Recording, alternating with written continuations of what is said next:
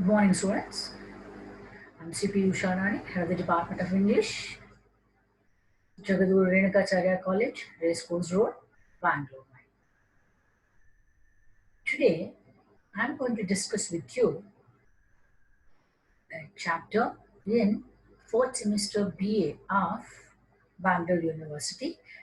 Now it is also taught in Bangalore North University and Bangalore Central University.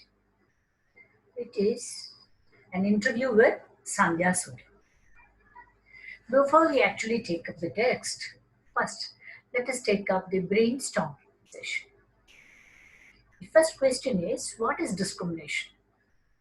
Discrimination is a different type of treatment that we render to people for various reasons. Why do we differentiate?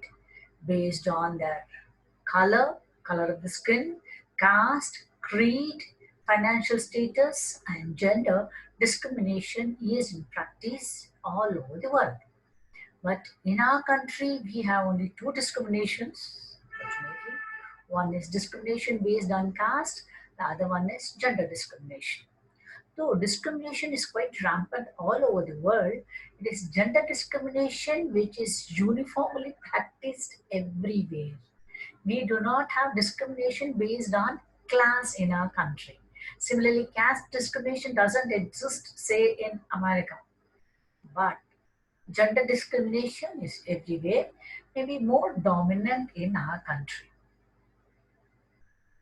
And do you think there is gender discrimination in Indian armed forces? Yes. That is what we will learn through this chapter, what Sandhya Suri is going to tell us about gender discrimination that is practiced in Navy. And what do you know about Indian Navy, students? What do you know? Our armed forces has three branches. One is army, that is soldiers where they fight with the enemies on land.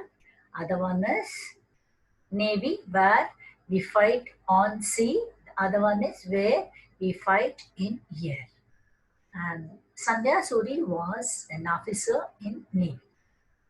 Can you name a few women who have served in Indian armed forces? Do you know anybody? No. We hardly know. There are very, very few names probably which we can name and whom we know quite well as they have served the army. Let us see. Let us learn more about this Sandhya Suri, who is a retired naval officer.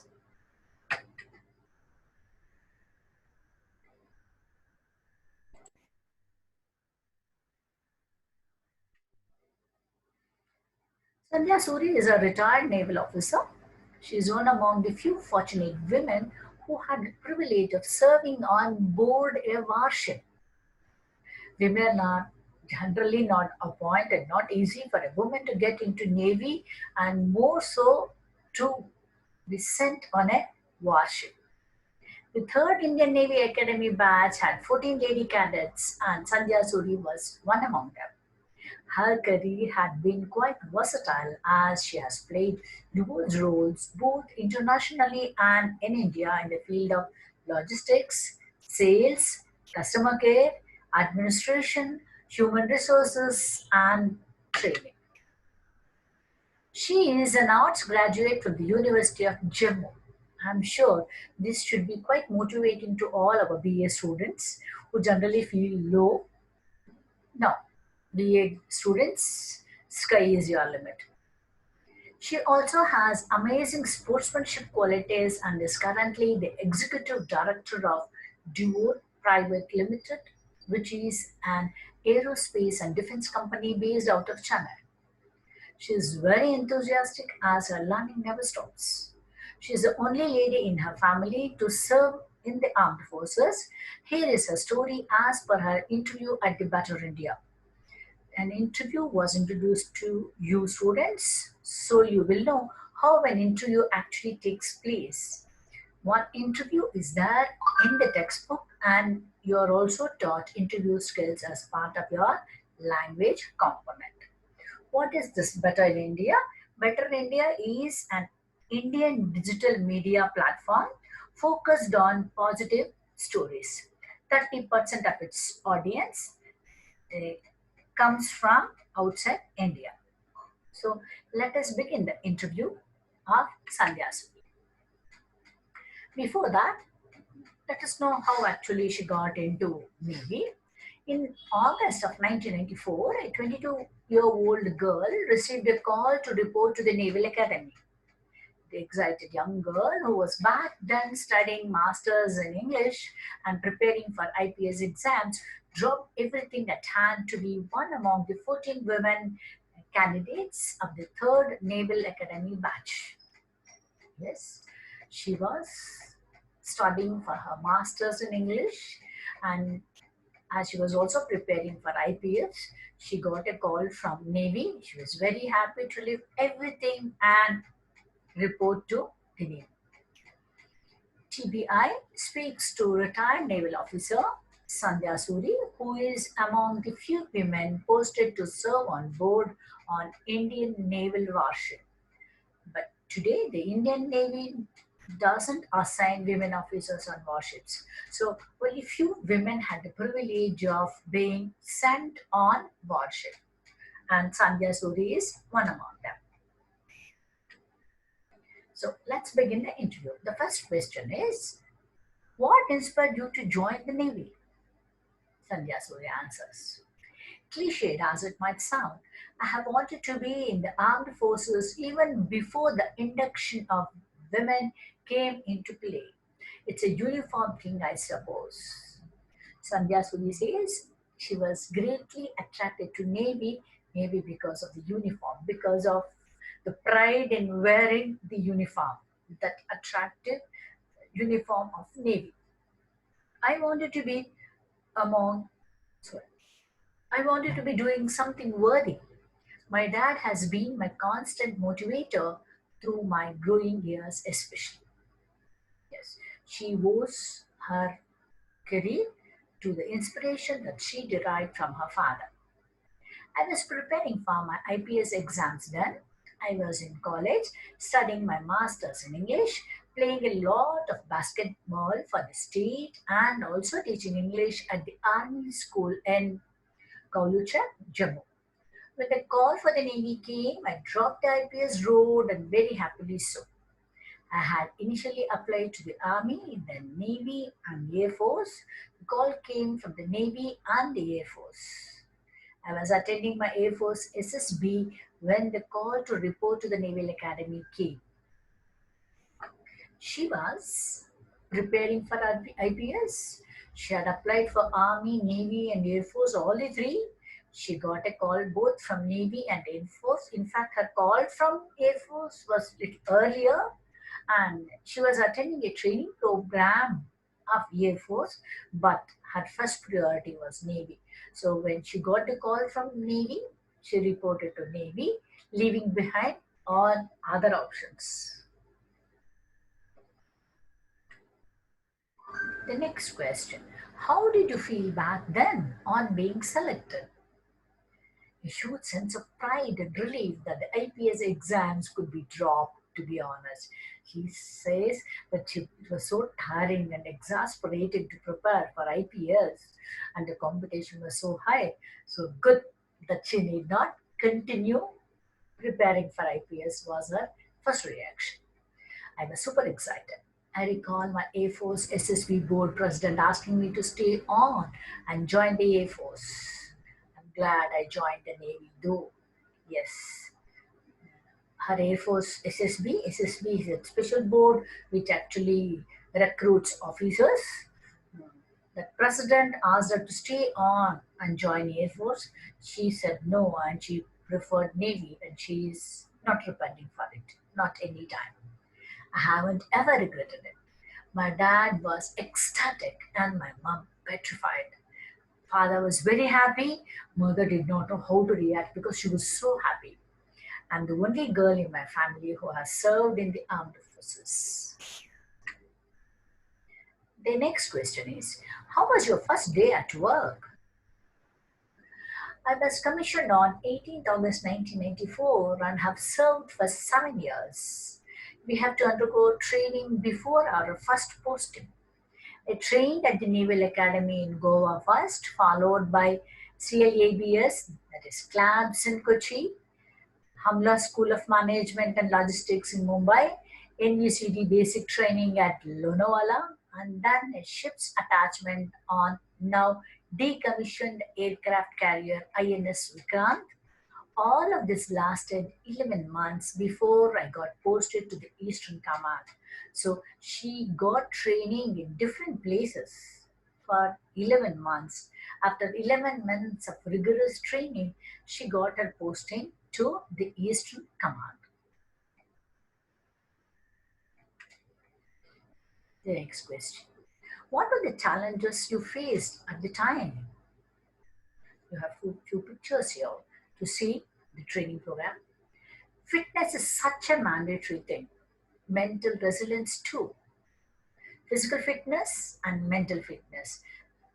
The word is resilience. Students, resilience means it is the capacity to recover from difficulties quickly. That is resilience. Both are expected, both are required for an officer in Navy. One is physical fitness, other one is resilience.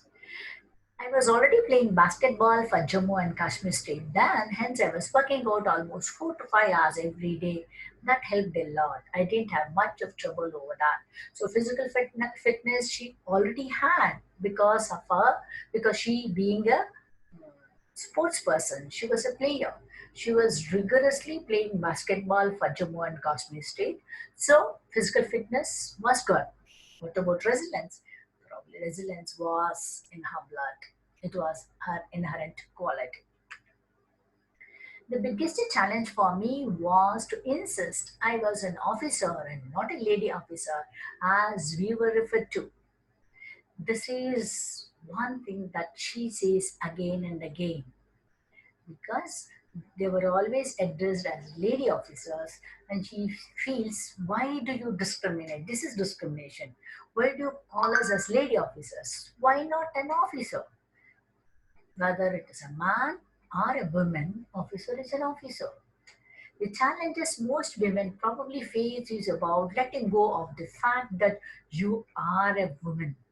Not only in army, navy, air force, anyway, I feel all women face this challenge somewhere in their life journey, where they have to make people understand again and again that why do you bother about the gender? Why are you conscious about the gender? It is about the ability of the person. I feel quite often why teachers are called as lady teachers. Yes, similar situation. Getting the men to think likewise is also a challenge. Yes, she says the biggest challenge that she has faced is where people can treat her just as an officer, not as lady officer. Society can't think like that. Navy, it's difficult for Navy to consider like that, and even for the men around. For them also, it is difficult to accept a woman just as an officer, not as a lady officer. That is not being conscious about her gender. Being in the armed forces is all about balance and fortitude and a lot of courage. You are as strong as your weakest link. Being in an armed force is a challenge by itself because it demands a lot of courage. You should be quite bold in facing the oddities and taking decisions. And this is very interesting. She says your strength depends upon your weakest link.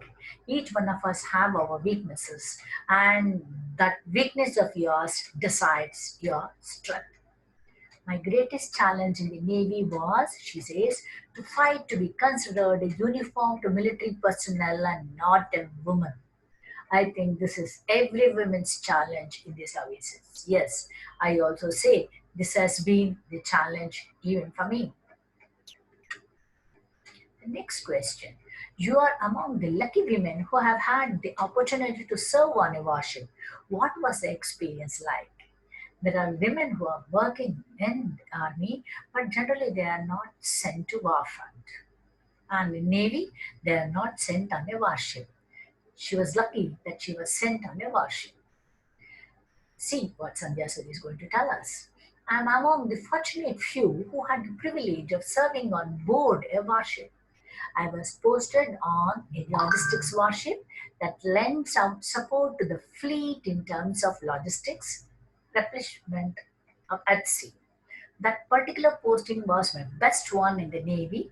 It was challenging. I knew my responsibilities and was accountable. It is not easy for the Navy to post a woman on board a warship. She says it was a challenge to her, it was a challenge to Navy also, because they become answerable later if she can't perform, if women can't perform. But Sandhya Suri was able to perform quite well on board. She feels this is the best moment of her life, where she was posted on a warship.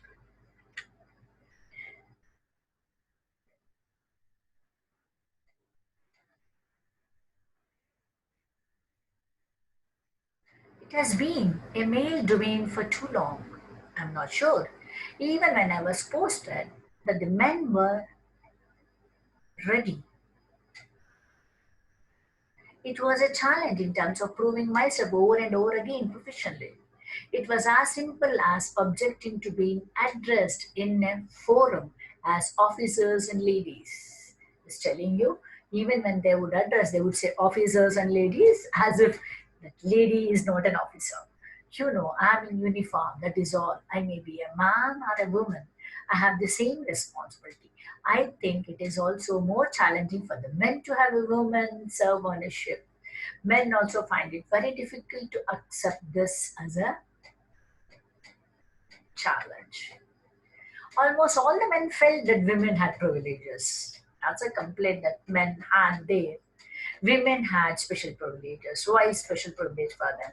Like a private toilet space, cabin doors had to be locked, etc. I didn't ask for it. The rules and the provisions were made by gentlemen officers. I know what I signed up for. I did not ask for privileges. Sandhya Suri was so conscious, she never asked for any privileges. She didn't ask any special comfort just because she was a woman. I just did what I had to do. You have to understand one thing: women on the ship means precious space being sacrificed for them, at least in India. In the foreign navies, there are no such accommodations made. You join, you serve, and you don't crib. I think the Navy is still deliberating on this one. Yes, once you are appointed, you have to work. You shouldn't grumble, it's a package. Once you are part of a Navy, you have to serve and don't ask for any special considerations, preferences, and privileges. And at the same time, don't crib, don't grumble, don't talk about the disadvantages. You shouldn't. You are there, you have to work and take the package, both the advantages and the disadvantages. Women are not posted on warships right now, leave alone in active combat divisions. Now the decision is taken, women are not sent on warships, let alone on ships which is actually taking up the fight. No, they are not sent. They, of course, are now sailing around the world and doing a lot of adventure activities like mountaineering.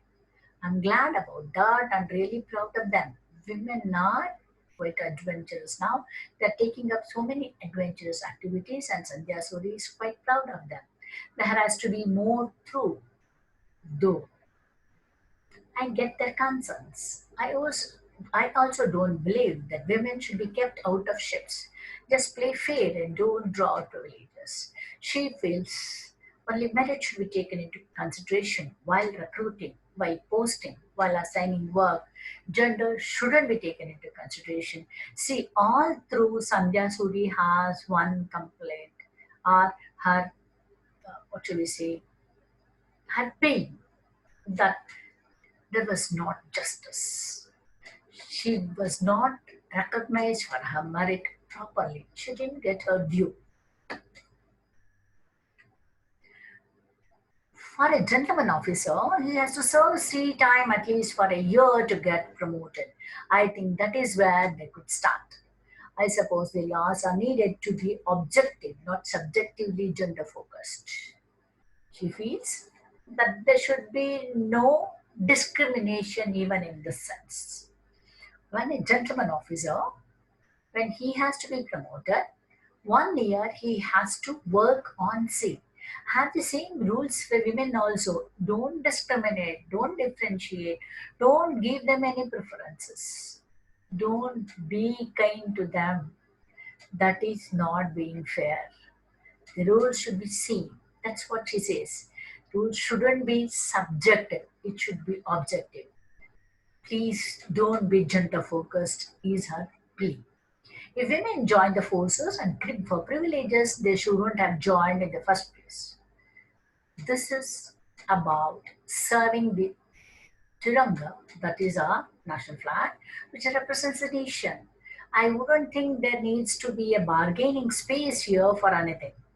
Perhaps I'm old-fashioned in my thought process, but heck, it's not a job or even just a career. It's a matter of privilege already, and that privilege is to serve the nation. She feels that serving an army, air force, or navy is a privilege. It is not a job. We shouldn't talk about increments and promotions here. It is not even a career. It is a privilege. Only few have the privilege of serving the nation directly like that, and one should feel proud of oneself if you are serving Navy. Fortunate, and it has been an honor. She takes it as an honor that she was able to serve the country through Navy. If the country demands it, even when I'm 60, I would sign up. Of course, I'm not as fit as I used to be, but you get the point. She says that she would be ready to serve the country at any point of time, even at the age of 60. If the country wants her to serve, she's there. Of course, she understands her physical limitations, but she says spirit wise, she feels it's a privilege to serve the country at any point of time. The next question. Did you ever have moments of doubt being a woman? Look at her answer. A very strong answer.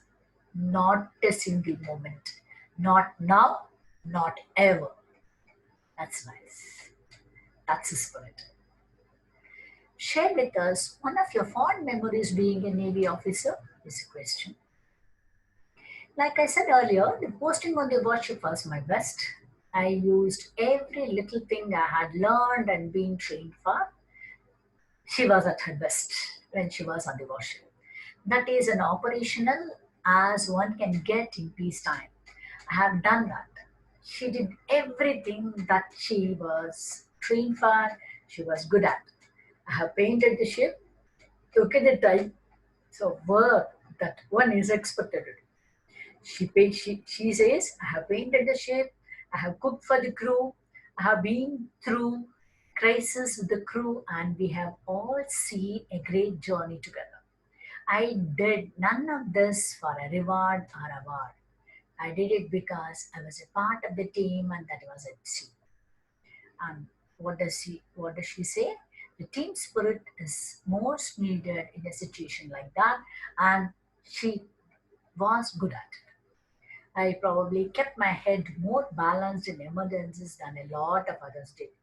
Being a lady, she recalls that even at the time of emergencies, she was quite balanced. She didn't panic. She wasn't anxious. She could take decisions and she could take the situation into her stride very easily. She was quite balanced. So, a lady should be admired for that. Another absolutely great stint was at Mumbai with my last posting, where my unit was assigned the task of managing the entire seating, security, and catering plan for the International Fleet Review in February 2001. This is an event that generally they have. They call it as Fleet Review. It is something like a celebration where people come and visit the fleet, look at it, admire, and all the achievements. and the records, documents are executed. She was once in charge of managing the whole program. At that time, look at her challenge that all ladies face when they're working. My daughter was 7 months old then. Somehow I was blessed with a great support structure at my residence. We worked tirelessly and it was absolutely satisfying to see it through. She was in charge of the whole program. At that time, she had to leave her daughter at home who was just 7 months old. Fortunately, her family members were very cooperative, so she could manage, and her performance was admired even there by everyone. Next question: was the decision to quit the Navy a tough one? What were the thoughts that went through your mind while deciding to quit? Sandhya Suri, she decided to quit Navy. Why? Honestly, I was stagnating. I had requested for long course specialization that was shot down. I aspired to be an instructor, a certified diver, requested for a transfer to the SSB board or naval intel. At that point, when I was asked if I wanted to extend, when these requests were shot down, I didn't see a point in staying. I didn't want to push files all the time. I wanted to do more than just that. At that point, the decision to not continue with posting women on board also happened. Why did Sandhya Suri quit such a wonderful job? See, see her, shall we say, complaints, and she's sharing her pain. I say it is pain because she felt she was stagnating. She didn't have challenges. Though she was capable of, she was not given challenging opportunities or challenging assignments because she was a woman. Nothing was very interesting for her. She wanted to be an instructor, she wanted to train the young cadets. No, that opportunity was denied. She wanted to be a diver. No, she wanted to be on board of SSP, that is to recruit the young officers. No, when no new challenges were on her way, they asked, "Do you want to continue?" She said no, because it was not interesting anymore. She was not keen on pushing a file, pleading people, requesting, please do something, please give me an opportunity. I am also good, though I am a woman. No, and pride came in the way, so she decided to quit. And by then, Navy also decided that they are not sending women on board of a warship anymore.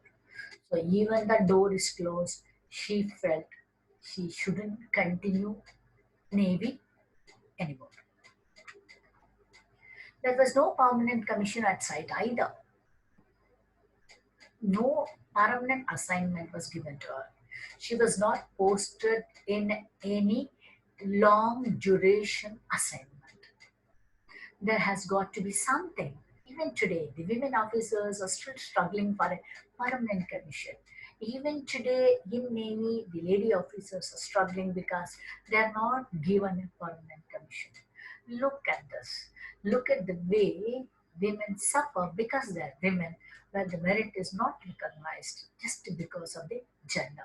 Even in a place like the Navy, look at the gender discrimination in practice. Do men understand the pain of women being ignored like this? If Sandhya Suri can inspire both men and women in this regard, probably this interview is worth being prescribed.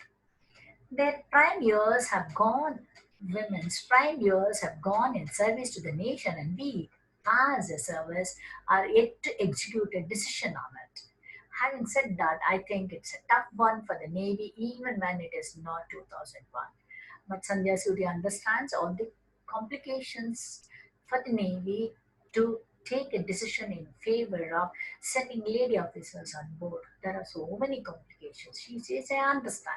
Even then, it is not fair. It was a decision to be taken, a hard decision, and was taken. says Sandhya Suri continues. I won't talk about how that affected me personally. It is irrelevant because my decision had everything to do with the road ahead. She says she has taken a decision and it's done. She doesn't like to talk about the trauma there. She says, no, decision was taken. I miss the uniform. She's very fond of her uniform. She says she misses it. I miss that a lot, but I'm grateful for the opportunity. It was tough to decide to leave. I don't regret things though. There is no time for regret here. You have one life. You leave it to the hilt and make the time worth it. She feels one shouldn't repent for taking the decisions and waste time because life is quite short. Move forward. Move on. She says her decision was based on the future, not about the past. Next question. Did you feel let down by the lack of opportunities for women in the Navy at that point of time? Her answer is, I suppose yes, but not to a great degree. One has to see this rationally and also see ourselves as a nation in terms of gender. But this has to be admired in Sandhya Suri. Though she felt that she wasn't given enough opportunities, that's why she had to quit, but she's not malicious about it. She's not angry with anybody. She understands how Navy, well, it was difficult for Navy to take such a decision to commission big responsibilities to women at one point, and we must also look into the history of our country, where it's difficult for our country to take such decision and to push women to such roles. She understands, and all the social changes that has to take place is very very slow. Probably, if you want to observe a change in the treatment of women, you must make the comparison between one generation and next generation. So easily there will be some definitely positive difference when you compare women of two generations. Much as I would like to ignore it, reality cannot be ignored, and sometimes it is women who are a hindrance to themselves. She doesn't blame the men completely, she doesn't blame the society. She says even sometimes even women are also responsible for this. You must understand the Navy was then still in its infancy. It was still quite early for Navy to take such revolutionary decisions as far as women intake is concerned. I think as a woman, I also understand the reservations that the then Navy chief or even the government had. That's what I say, that she was able to understand the practical problems, the predicament of women officers and appointing them and giving them big responsibilities. There will be reservations for quite a while, I reckon, and this will continue for some time. You can't expect changes to happen quickly. The day the Indian Navy takes in women sailors is the day I reckon the opportunities will have peaked. She feels women will have good opportunities when they are appointed as sailors, when Navy can give the responsibility of a ship to a woman, then yes, women have a chance. Then women have opportunities. I'm looking forward to that day is all I can say. Until then, ever since the induction of women in the Navy, we are still work in progress. Till then, it is not an opportunity. It is just work in progress. The next question. What is your view on women Navy officers not being allowed to go on ship? Answer is, I would definitely want those doors open. That is operational Navy. There should be an equal opportunity. Don't lower your assessment standards for women. That's what. No concessions, please. And if someone makes the grade the same as any gentleman officer, then be fair and let it happen. When you consider a candidate, consider only based on the merit, not based on the gender. How special is Navy Day for you today? Students, what is Navy Day? I'd like to share this information with you. The Indian Navy is a well balanced, three-dimensional force capable of operating above, on, and under the surface of the oceans and safeguard our national interests.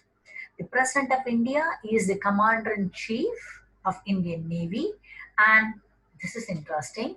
Chhatrapati Shivaji, the Maratha Emperor of the 17th century, is considered as the father of the Indian Navy. This is really interesting. Indian Navy Day is observed on 4th of December to commemorate the courageous attack on the Karachi harbor during the Indo-Pakistan War of 1971 by the Indian naval missile. During the Indo-Pakistan War, Indian Navy did a tremendous job. It attacked Pakistan, and in appreciation of their combat, we celebrate, that is, India celebrates Navy Day on the 4th of December every year. And that is Navy Day that is being referred to here. Yes, let us see what Sandhya Suri has to say about Navy Day. Navy Day is very special to me even today. It is not going to lose its significance in my life as years go by. It has been 15 years since I hung my uniform to not wear it again. It hasn't become less relevant. That is, students, even after 15 years, she still feels attached to that uniform. She still feels that she belongs to Navy. She is not separated from the Navy emotionally. Once a Fauji, always a Fauji. It is your skin. It flows in your blood. No, that is not going anywhere. You will wonder why I didn't stay on them. I have already said why. Look at this. She's so passionately attached to Navy, but still she had to quit just because of gender discrimination.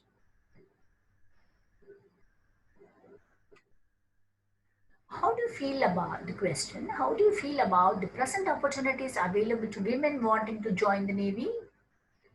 Answer is, I think it's about time we stop looking to as opportunities available to women.